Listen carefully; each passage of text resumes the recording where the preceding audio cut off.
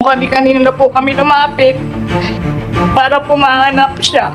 Kasi hindi na po siya umuwi sa amin. Hanggang sa nagpamilya na po kami. Kasi nababagalan po talaga kami gawa ng buhay po ng mga mahal namin sa buhay nakasalalay dito eh. Para po kasi kami nangangapa. Hindi namin alam kung saan namin siya hahanap. Ito ang mga nangyari mga idol at mga kaganapan noong mga panahon ng pag-iimbestiga ni Pato de la Rosa at pinatawag pa mga idol ang mga kaanak ng biktima sa Senate hearing. Na ayon nga mga idol sa mga biktima ay nababagalan di umano sila sa investigasyon na ginagawa ng gobyerno noong panahon ni dating Pangulong Duterte na kung saan nga mga idol ay napakarami na di umanong mga witnesses at mga ebidensya ang kanilang ipinapakita. Subalit ang pag-usad ng kaso nga mga idol at pag-usad ng pag-iimbestiga ay tila usad bago nga mga idol at parang binabaliwala lamang at hindi pinagtutuunan ng mahalagang atensyon. At kahit ilang bisis nga mga idol na magpatawag ng Senate hearing si Bato de la Rosa sa Senado tungkol nga mga idol sa mga nawawalang sabongero at doon nga mga idol ay napakaraming kaanak ang kanyang ipinatawag. Subalit wala din namang nangyari. Narito nga mga idol ang isa sa kaanak ng biktima ng nawawalang sabongero na kung saan nga mga idol ay sinasabi niya na napakabagal di umano nga mga idol ang pag-usad ng investigasyon tungkol sa kaso ng kanilang mga kaanak nga mga idol na mga nawawalang sabongero. Uwi daw po niya. Magpo-food trip daw po. Tapos noong time na, ayun na hapon na po, umalis na po siya, bumaba na po siya. Gawin niya po kasi yun, uuwi, tapos aalis para po bumiyahe papalago. Noong time na po na bumiyahe siya, papalago na po yun, nag-live po siya noong January 12. Papalago na po yun pa Santa Cruz. Tapos tumawag po siya sa akin ng mga 11 PM po yun. Nandun na nga daw po siya sa farm ni Julius Habilio po. Kasi sinundo na po niya dun yung asawa nga po, si Magbanua, yung po nag-aalaga ng manok. Sabi po niya sa akin, tatawag na daw po siya ulit, magkakarga lang po daw po sila ng manok. Tapos yun na po yung huling contact namin, hindi na po siya tumawag ulit. Hindi na rin po siya nagre-reply sa tawag namin. Hanggang sa nalaman ko po na, yun nga po sa kapatid po ng asawa ko na si kuya nga daw po niya, nahuhold sa sabungan. Excuse me ha, sa inyong dalawa, may nakakakilala ba kay Sabilio? Na-meet na ba niyo yung Sabilio na yun? Wala, hindi po namin na-meet po. Hindi pa niyo na-meet? Kayo po, kayo? Na-meet mo? Sino nakamit kaya Sabilio? Kayo ang tatlo. Pagkatapos ito, tanungin ko kayo kung anong tingin nyo kay Sabilio. Ha? Sige po. At dito nga mga idol sa mga punto na ito ay talagang nakakainis makita nga mga idol na ang mga nagtatanong katulad ni Bato de la Rosa ay parang walang kagana-gana at pakamot-kamot pa sa ulo na animo nga mga idol ay hindi niya pinapakinggan ng maayos ang bawat sinasabi ng mga biktima na kung saan nga mga idol ay labis na naghihinagpis sa bawat salita at salaysay na kanilang binibitawan tungkol sa kanilang mga kaanak na mga nawawalang sabongero. Sige po, tuloy po, ma'am. Tapos po nung time na hindi na po namin siya makontak, kung kanina na po kami lumapit para pumahanap siya. Kasi hindi na po siya umuwi sa amin. Hanggang sa nagpamilya na po kami. Kasi nababagalan po talaga kami gawa ng buhay po ng mga mahal namin sa buhay nakasalalay dito eh. Para po kasi kami nangangapa. Hindi namin alam kung saan namin siya hahanap. Tapos po yung number po nila. May times po na patay, may times po na magre-ring siya. Nung 13 to 40 nagre-ring po yun. Pero patay din po siya nung gabi na hindi na po siya nagbukas ulit. Tapos mga ilang linggo po yung lumipas, nagre-ring po ulit siya.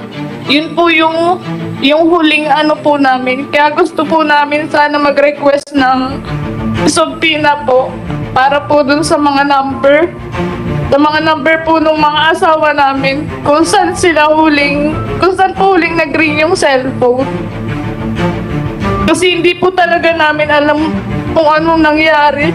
Yung ang gusto lang po namin is pati po yung sa CCTV sa loob ng sabungan. Sana man lang po maipakita sa amin kung ano po talaga yung nangyari sa loob. Ito ang mga pakiusap nga mga idol at request ng mga biktima na kung saan nga mga idol ay hindi napagbigyan at hindi nabigyan ng tamang investigasyon, na kung saan nga mga idol kung sana ay ibinigay ang CCTV footage ng mismong sabungan ng bawat sabungan na sinasabi nga mga idol na pinakinaroroonan noon ng mga biktima ng mga nawawalang sabungero, ay di sana ay solve na ang problema at kaso.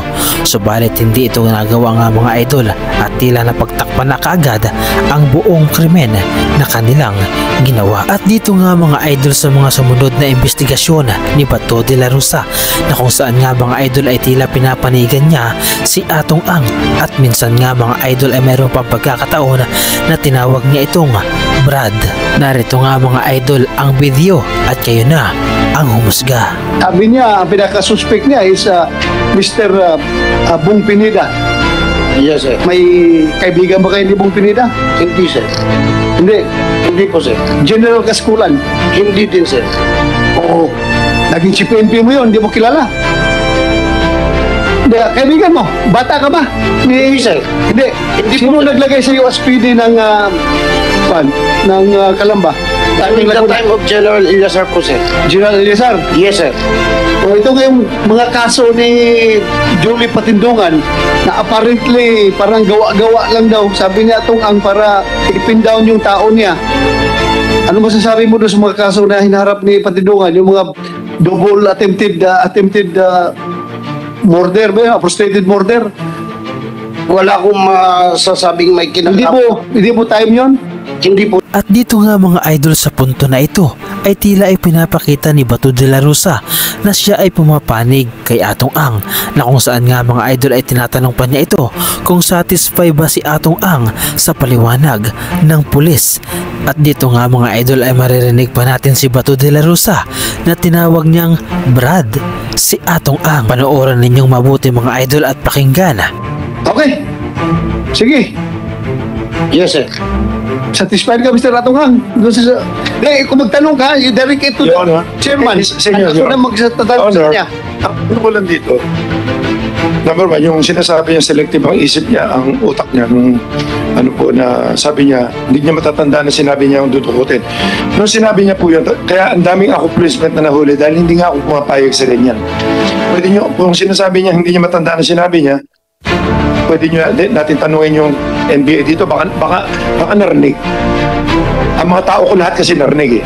Number two, yung ano po, Your Honor, yung sa Laguna, sa Lipa, yung sinabi niyang halos tapos na yung pinakita niya sa akin picture. Hindi siya humihingi ng pera nun, nag-donate lang ako.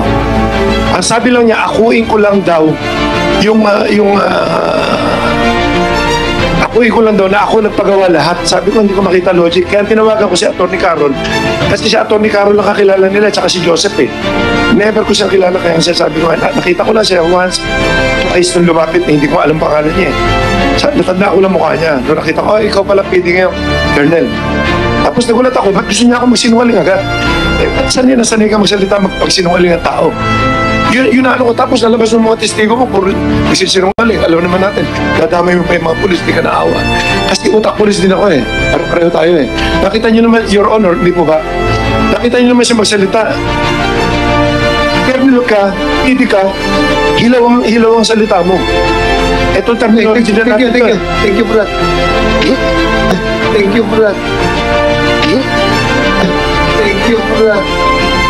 Ganito ang mga kaganapan mga idol sa loob ng Senado na kung saan nga mga idol ay pinamumunuan ni Bato de la Rosa. Subalit ang labis na nakapagtataka mga idol ay bakit tanging si Bato de la Rosa lamang ang nagpapatawag ng hearing nga mga idol at pag-iimbestiga tungkol sa mga nawawalang sabongero.